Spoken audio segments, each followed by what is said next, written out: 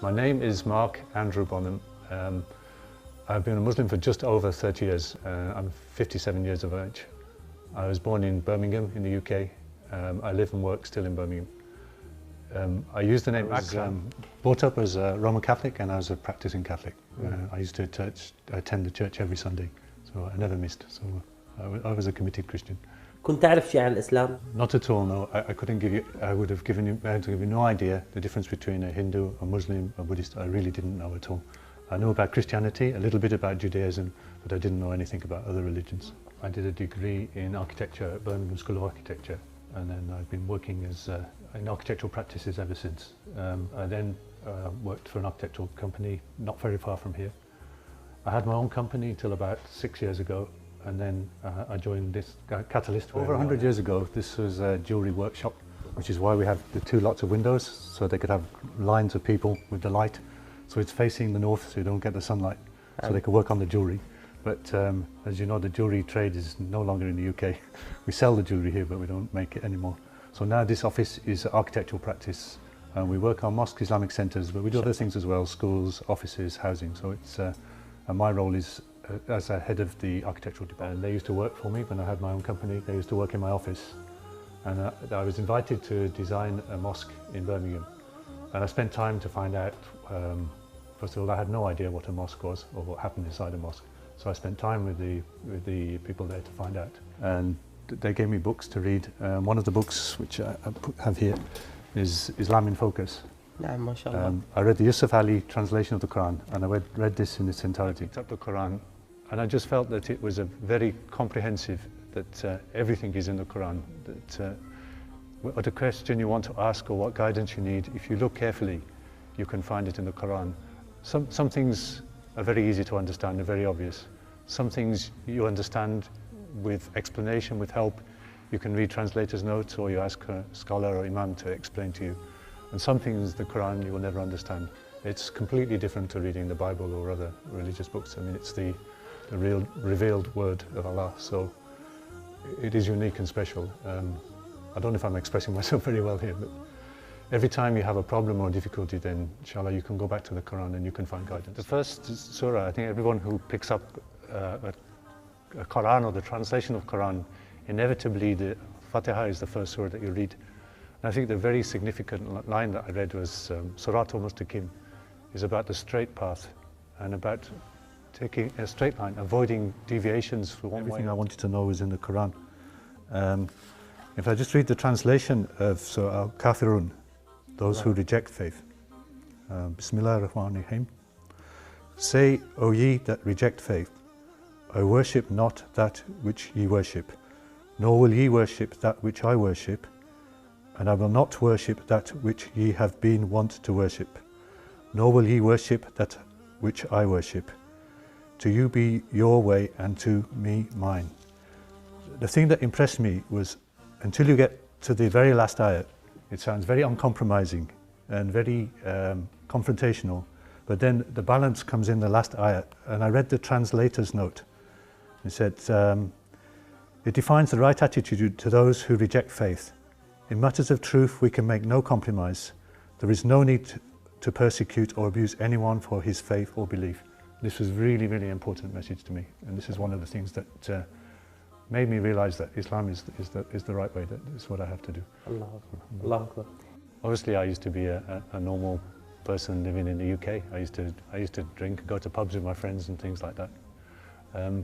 For a couple of years before I started to find out about Islam, I changed my habit. I went to see my friend one evening.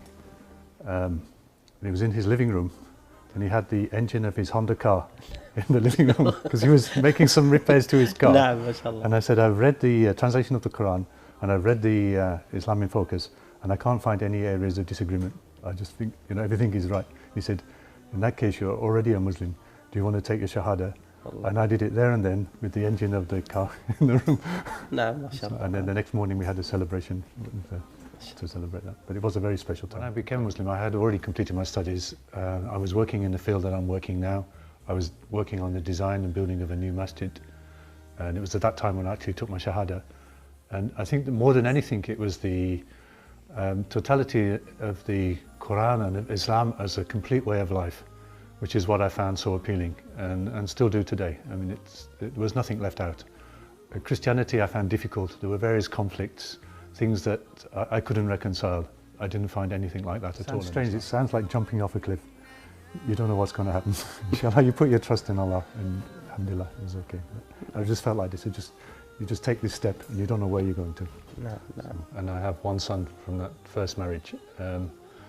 I tried to stay with my wife and my young son, but it came to Ramadan, and I knew that if I stayed there, I was not going to be able to fast for Ramadan because it was very difficult, and I was far away from Muslims. I was living in a place called Lichfield, which is about 20 miles out of Birmingham, and I thought the pressures of that, it was too difficult, and it was a very difficult decision to leave my wife and my son and to be on my own. Alhamdulillah, I got support from the brothers that were around me that I was working with. Not long after that, I travelled back to Malaysia, and I married the sister of my close friend. This is the first mosque where I came for the month of Ramadan, and I prayed here for the Tarawih for that month with my friends, mainly Malaysian students. And this mosque has a real special place for me, a very emotional place, still to come back after almost 30 years, alhamdulillah. ما شاء الله كم مسجد شاركت في بنائه؟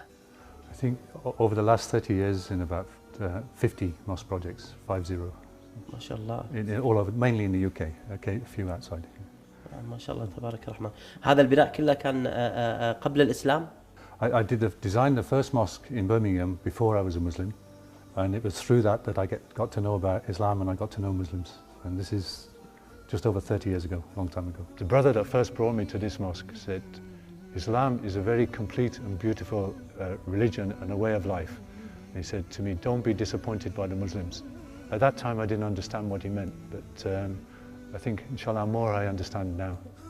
If you meet a good practicing Muslim and you spend time with them, alhamdulillah, that is the way that you're going to learn about Islam, not from seeing what you watch on the TV or what you read. We build a mosque even when it is unfinished, and we pray the first prayer. Sometimes just put some cardboard on the concrete in front of the mihrab and pray that first prayer is a very, very special time. And if I can, I would like to be there and stand in the first row for the first Jummah in any mosque that we complete. When you build the mosque, that Allah subhanahu wa ta'ala builds a house for you in the paradise. The hadith means to me that inshallah you make effort to build mosques, to create a place of worship. I'm not a perfect person. I go astray, I make mistakes, and I do things wrong. But I always feel that Allah subhanahu wa ta'ala is pulling me back and bringing me back onto that straight path. And I think this is part of the reward for building mosques, that when I go astray, then I'm guided back to the straight path. I'm also the chairman of an organization called NEMA, which is the Native European Muslim Assembly. We work there to support new Muslims throughout Europe. It's a very difficult time for when somebody first takes the Shahada and becomes a Muslim. They have very high expectations, and sometimes the reality is very difficult. And we understand that maybe only 30% of people that take their Shahada either continue to practice their Islam or some leave altogether. And that's where they really need that help and support. So my work really with NEMA is sharing those experiences and try and teach people how to look after and support new Muslims.